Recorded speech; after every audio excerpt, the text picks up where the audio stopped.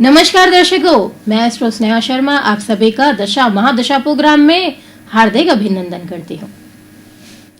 आज आपके लिए मैं एक नया टॉपिक लेकर आई हूँ, बेलपत्र से संबंधित।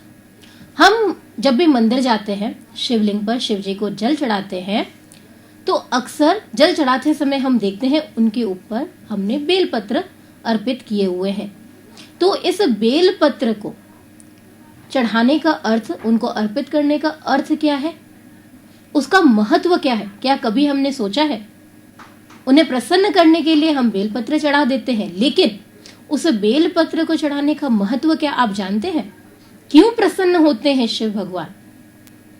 ऐसा क्या कारण है जिससे शिव जी तुरंत प्रसन्न हो जाते हैं जो भी व्यक्ति बेलपत्र शिव जी को चढ़ाता है?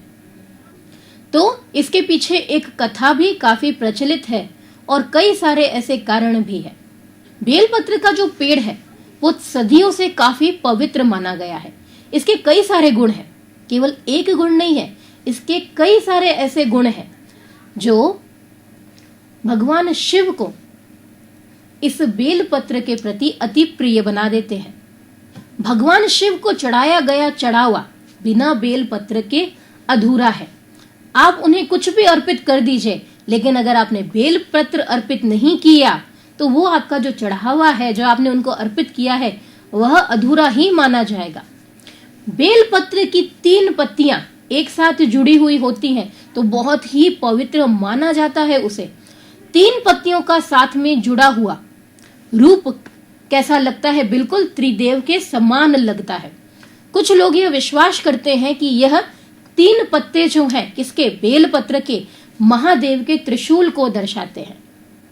यह जो बेलपत्र चढ़ाया जाता है भगवान शिव को, तो जब ये पत्र चढ़ाया जाता है तो इस चढ़ावे से भगवान शिव को काफी शांति मिलती है, जिससे वह तुरंत प्रसन्न हो जाते हैं। केवल आप बेलपत्र ही चढ़ा दे, अन्य और कुछ भी अर्पित ना करें प्रभु को, तो ऐसे में भी भगवान शिव जो है वह प्रसन्न हो जाते हैं, क्योंकि वह मनुष्य की पवित्रता को देखते हैं। उसे जो भी अर्पित किया जाए वह उन्हें तुरंत कबूल कर लेते हैं। लेकिन सबसे ज्यादा अगर उन्हें प्रिय है तो बेलपत्र अधिक प्रिय है। उनके प्रिय होने का कारण क्या है? इसके पीछे भी कई सारी कहानियां हैं, लेकिन इस एक कहानी से आपको यह बात बिल्कुल क्लियर हो जाएगी। जब देवताओं ने और दानवों ने दोनों ने मिलकर समुद्र मंथन किया था, तो मंथन के दौरान कई सारी चीजें बाहर आई थी।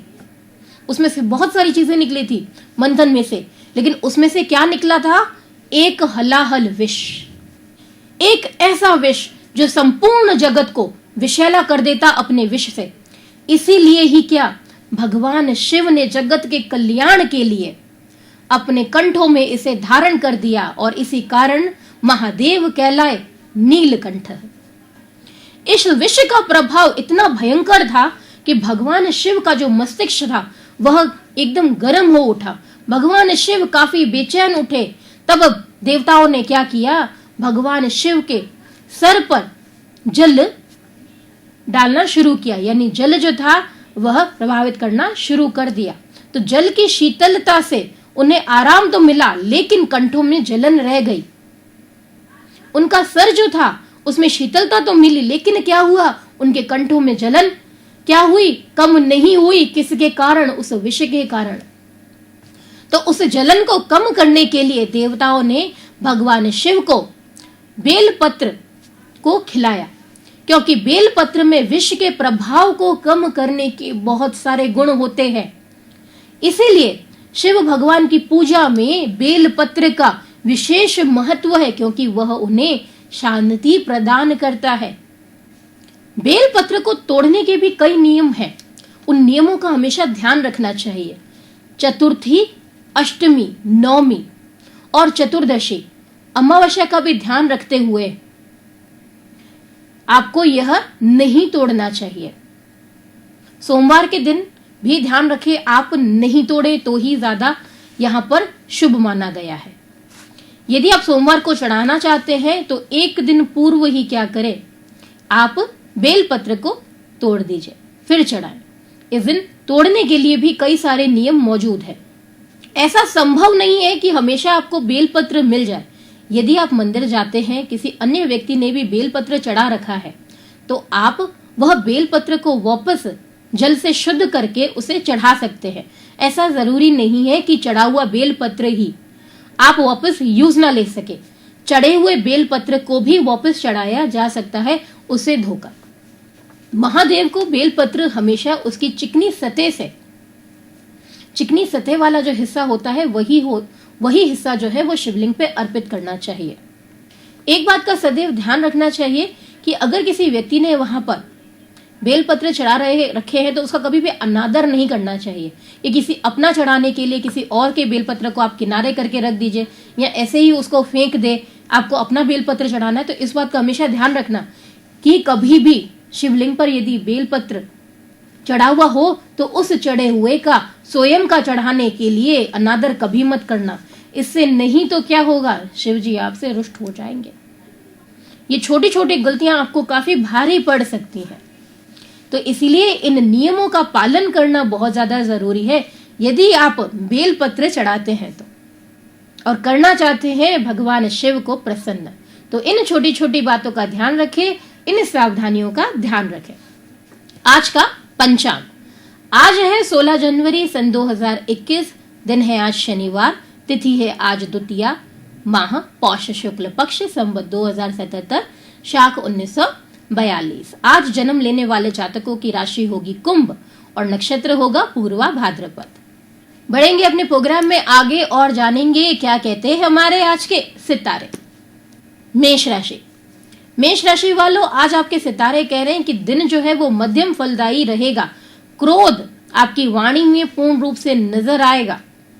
स्वास्थ्य का विशेष रूप से ध्यान रखें आप। आर्थिक मामलों में भी समस्याएं आज नजर आने वाली है। पारिवारिक मामले जो हैं वह शुभ रहेंगे।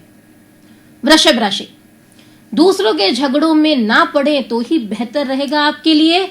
मेहनत का पूर्ण रूप से फल जो है वह प्राप्त होगा। मान सम्मान में वृद्धि होने वाली है। कार्य क्षेत्र में भी प्रसन्नता बनी रहेगी। मिथुन राशि, परिवार में सुख शांति बनी रहेगी। व्यवसाय उत्तम रहेगा। रुके कार्यों को गति मिलने वाली है। उन्नति के मार्ग जो है वह प्रशस्त होंगे। संपत्ति को लेकर तनाव की स्थिति यहां बन सकती है परिवारजन के साथ। कर्क राशि, सामाजिक कार्यों में भाग लेने का अवसर प्राप्त होगा। यात्रा सुखद रहेगी। शत्रु पक्ष जो है वह परास्त होंगे। व्यवसाय आपका उत्तम रहेगा।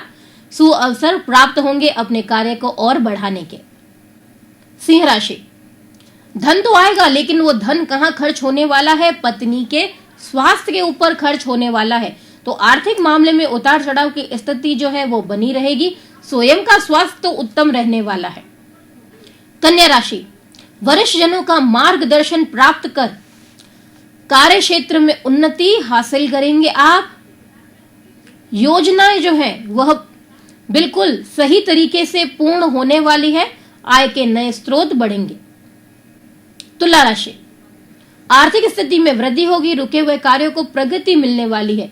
नौकरी पेशा लोगों में पद प्रतिष्ठा बढ़ेगी। वृश्चिक राशि, आर्थिक स्थिति में प्रगति होगी लेकिन पारिवारिक समस्याएं यहां पर बढ़ती हुई नजर आएंगी। परिवार में कलेश की स्थिति बढ़ती चली जाएगी। नए कार्यों का शुरुआत करने से, उससे संबंधित योजना बनाने से यह समय अनुकूल नहीं है। कुछ समय रुक जाएं तो ही बेहतर है। धनु राशि, रुके हुए कार्य पूर्ण होंगे। आर्थिक स्थिति में सुधार आएगा। घर परिवार में जो तनाव चल रहा था वह दूर होगा। आर्थिक योजनाएं जो है वो सुचारू रूप से आपकी सफल होंगी। संतान से शुभ समाचार प्राप्त होंगे। मकर राशि, युवा वर्ग जो है वह क्रोध में आकर विवादित मामलों में पड़ सकते हैं। जीवन साथी के साथ में भी आज कहासुनी हो सकती है। संबंध बिगड़ने की पूर्ण रूप से यहां पर संकेत मिल रहे हैं। आज आपके महत्वपूर्ण कार्य भी बनते बनते बिगड़ जाएंगे। ऑल ओवर दिन शुभ नहीं है। कुंभ राशि, आज आपको आपकी प्रतिभा का प्रदर्शन करने की पूर्ण रूप से जरूरत पड़ने वाली है। आपका जो बहुमुखी स्वभाव है आपको लाभ प्रदान करेगा। अपने टारगेट्स को अचीव करेंगे और उच्च अधिकारियों की नजरों में स्वयं को और भी ऊंचा बना पाएंगे। पुराने रोग जो है वो फिर से आपको परेशान कर सकते हैं। मीन राशि, आज आपके कार्य करने की क्षमता में सुधार आने वाला है। स्वयं में गजब का आत्मविश्वास महसूस करेंगे। मित्र से आज मुलाकात हो सकती है। विवाह संबंधित प्रस्ताव भी प्राप्त होगा। यदि आपका कुछ प्रश्न है, अपने बारे में आप कुछ जानना चाहते हैं, तो आप हमारे YouTube चैनल पर कमेंट बॉक्स पे कमेंट कर सकते हैं। आप YouTube पे जाएं, वहां पर आप टाइप करें चैनल 24+ न्यूज। जैसे ही आप ये टाइप करेंगे, हमारा चैनल जो है वो खुल जाएगा। उसे आप बेल आइकन दबा के सब्सक्राइब कीजिए, हमारे प्रोग्राम को लाइक कीजिए और उसके नीचे करिए आपका कमेंट। यदि आप अपने बारे में कुछ जानना चाहते हैं तो आपकी जन्म की तारीख, समय और स्थान और आपका प्रश्न वहां पर कमेंट बॉक्स में मेंशन कर दीजिए।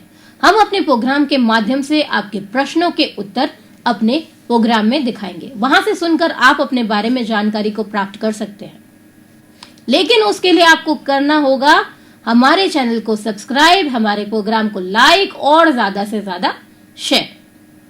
अब मैं आपसे विदा चाहूंगी। कल हम मिलेंगे नए टॉपिक के साथ। नमस्कार।